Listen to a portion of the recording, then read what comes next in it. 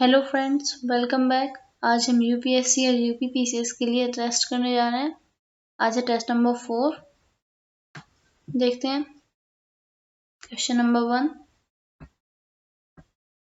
निम्नलिखित में से कौन सा व्यय भारत की संचित निधि पर भारित है? कथन 1, भारत के राष्ट्रपति के वेतन और भत्ते, उच्चतम न्यायालय और उच्च न्यायालयों के न्यायाधीशों के वेतन भत्ते और पेंशन, भारत के नियंत्रक महालेखा परीक्षक के कार्यालय के प्रशासनिक व्यय। कथन 4, किसी न्यायालय या मध्यस्थ न्यायाधिकरण के किसी निर्णय, डिक्री या अधिनिर्णय के लिए आवश्यक कोई धनराशि। सही उत्तर का चयन करें। सही उत्तर है ऑप्शन नंबर बी।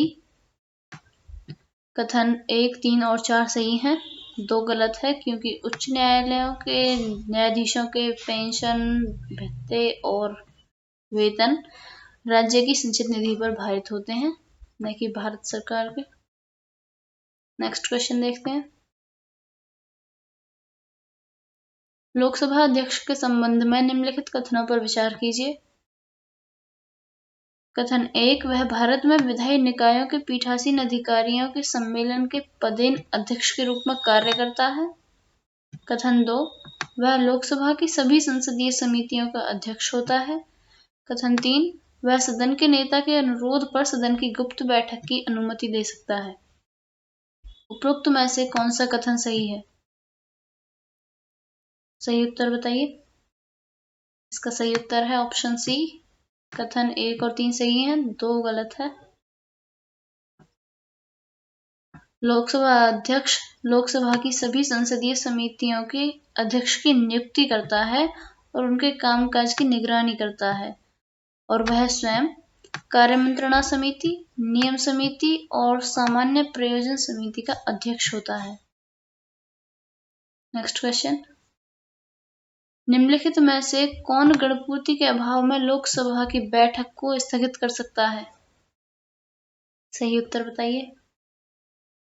इसका सही उत्तर है ऑप्शन सी, यानी लोकसभा का अध्यक्ष। Next question. नहीं, इसको व्याख्या देखते हैं पहले। लोकसभा अध्यक्ष के पास जो शक्तियां और उसके कर्तव्य होते हैं, देखते हैं उन्हें।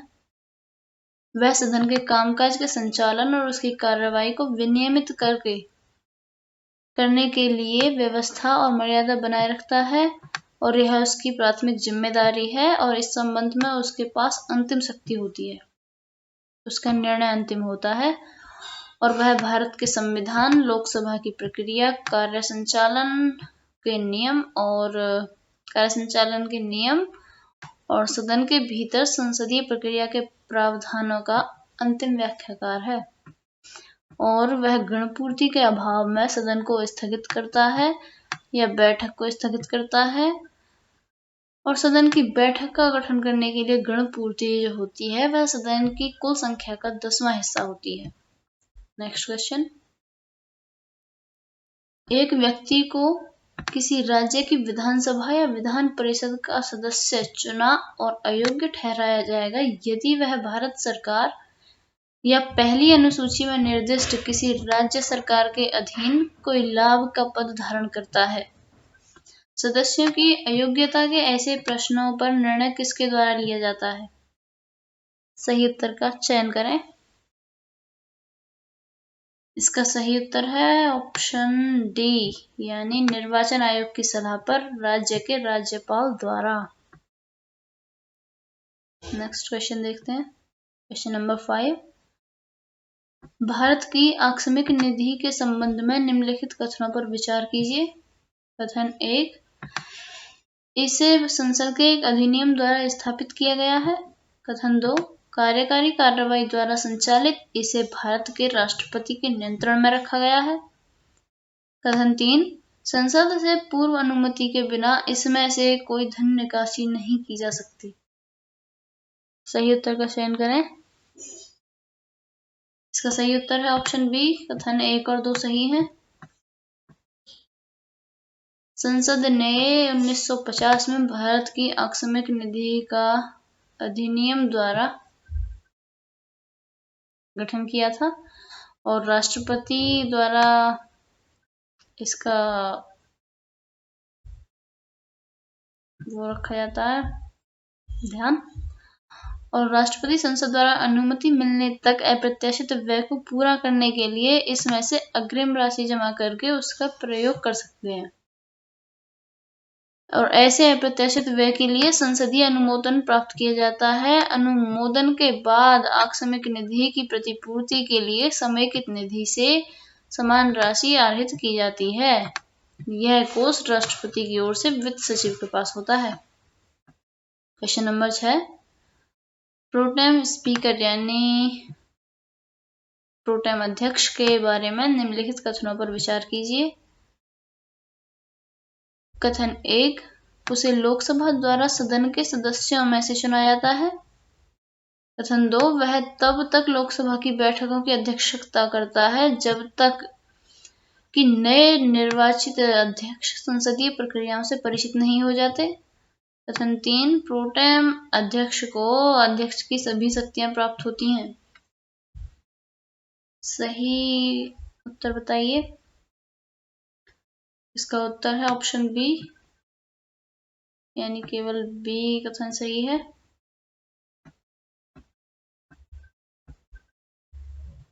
अंतिम लोकसभा का अध्यक्ष नवनिर्वाचित लोकसभा की पहली बैठक से ठीक पूर्व अपना पद त्याग देता है और इसलिए राष्ट्रपति लोकसभा के एक सदस्य को प्रोटेम अध्यक्ष के रूप में नियुक्त करते हैं और वह नवनिर्वाचित लोकसभा की पहली बैठक की अध्यक्षता करता है। उसका मुख्य कर्तव्य नए सदस्यों को शपथ दिलाना है, न कि नए अध्यक्ष को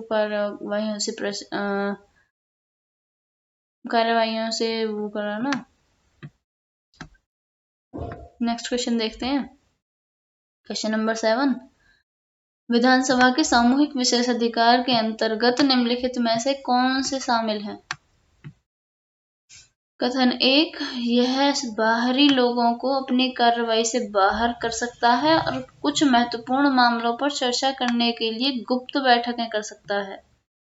कथन 2, यह अपनी प्रक्रिया और अपने व्यवसाय के संचालन को विनियमित करने के लिए और ऐसे मामलों पर निर्णय लेने के लिए नियम बना सकता है। कथन 3, अपने विशेषाधिकारों के उल्लंघन या इसकी अवमानना के लिए सदस्यों के साथ साथ बाहरी लोगों को भी दंडित कर सकता है। कथन 4, इसे अपनी रिपोर्ट, वाद विवाद और कार्यवाहियों को प्रकाशित करने का अधिकार है और दूसरों को इसे प्रकाशित करने से रोकने का भी अधिकार है। सही कूट का चयन करें। इसका सही उत्तर है ऑप्शन डी, चारों कथन सही हैं। नेक्स्ट क्वेश्चन, क्वेश्चन नंबर 8, किसी राज्य की विधान परिषद के सदस्यों के चुनाव की संरचना और तरीके को केवल किसके द्वारा बदला जा सकता है? राज्य की विधान परिषद के सदस्यों। सही उत्तर का चयन करें।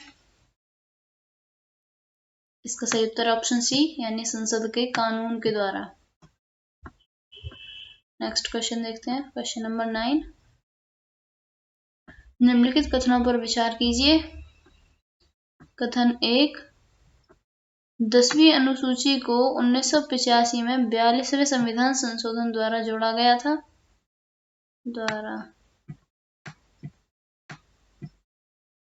कथन 2, दल बदल रोधी कानून स्पीकर या अध्यक्ष को ऐसे सदस्यों को अयोग्य घोषित करने की अनुमति देता है जो व्हिप के वोटिंग निर्देशों के खिलाफ कार्य करता है।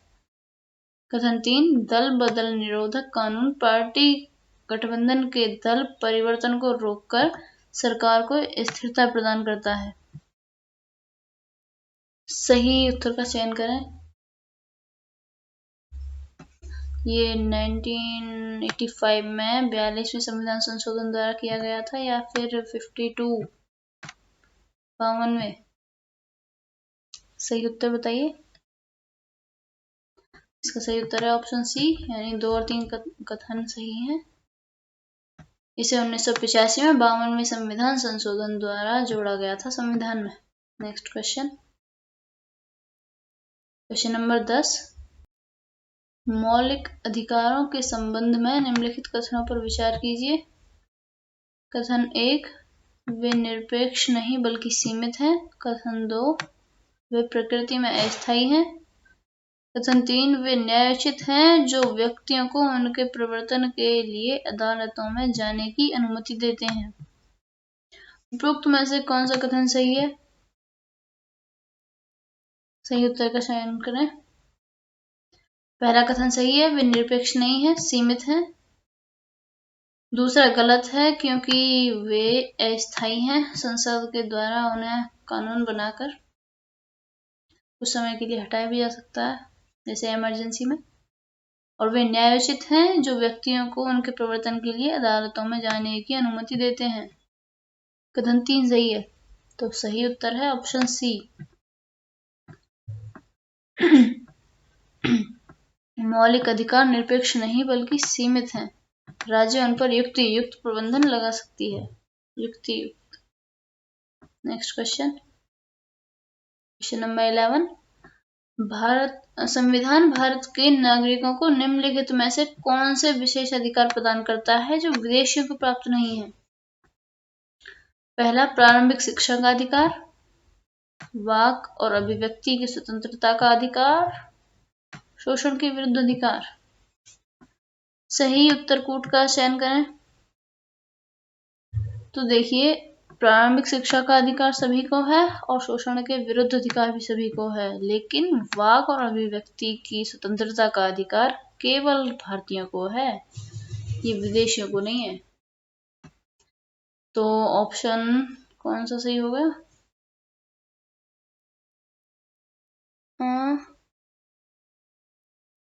को प्राप्त नहीं है, केवल दो, ऑप्शन सी।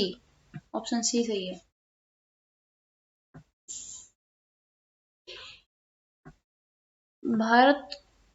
संविधान भारत के नागरिकों को निम्नलिखित अधिकारों का विशेष अधिकार प्रदान करता है जो विदेशियों को प्राप्त नहीं है। देखते हैं वो कौन कौन से आर्टिकल्स हैं। एक है आर्टिकल 15, यानी ये भारतीयों को ही है। धर्म, नस्ल, जाति, लिंग और जन्म स्थान के आधार पर भेदभाव के खिलाफ अधिकार, आर्टिकल 15।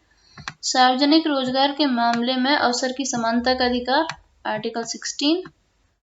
वाक, अभिव्यक्ति और सभा संघ संचालन, निवास और पेशे की स्वतंत्रता का अधिकार, अनुच्छेद 19। सांस्कृतिक और शैक्षिक अधिकार, अनुच्छेद 29-38। लोकसभा और राज्यसभा के चुनाव में वोट देने का अधिकार और संसद और राज्य विधानमंडल की सदस्यता के लिए चुनाव लड़ने का अधिकार। ये अधिकार भारतीयों को है। नेक्स्ट क्वेश्चन, भारत में दोहरे दंड से सुरक्षा है, वह किस अधिकार के अंतर्गत आती है? न्यायिक सम्मेलन में, मौलिक अधिकार में, सीआरपीसी के तहत प्रावधान में, अभी संवैधानिक अधिकार भाग 3 के अलावा। सही उत्तर बताइए। इसका सही उत्तर है ऑप्शन बी, यानी मौलिक अधिकार। ये एक मौलिक अधिकार है, फंडामेंटल राइट है। आर्टिकल 20 क्लॉज 2 के तहत इसमें लिखा गया है कि किसी भी व्यक्ति पर एक ही अपराध के लिए एक से अधिक बार मुकदमा नहीं चलाया जा सकता और न ही एक से अधिक बार दंडित किया जाएगा। तो आज के लिए बस इतना ही। मिलते हैं नेक्स्ट वीडियो में। अगर वीडियो पसंद आई हो, जानकारी पसंद आई हो तो वीडियो को लाइक करें, शेयर करें और channel UPSC civil services crackers को सब्सक्राइब करें। Thank you.